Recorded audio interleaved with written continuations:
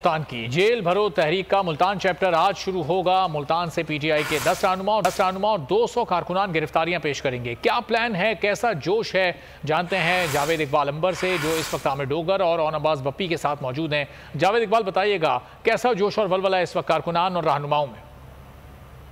جی بالکل، پاکستان تحریک انصاف کی جیل بھرو تحریک کے سلسلے میں پاکستان تحریک انصاف ملتان کے رہنما اور کارکنان آج 2 بجے نواں شہر چوک پر گرفتاریاں پیش کریں گے۔ سینیٹر اون عباس بپی ان سے بات کرتے ہیں۔ جی، جیسے کہ آپ نے کل دیکھا کہ جس طریقے سے انہوں نے فاشسٹ اور بربریت کل ہمارے سینئر لیڈر شاہ محمود قریشی راسد عمر پہ رکھی، 12 گھنٹے سفر کروایا، کسی کو راجن پور اٹک بھیجا، اس کے باوجود الحمدللہ پاکستان تحریک انصاف کا کارکن چارجڈ ہے۔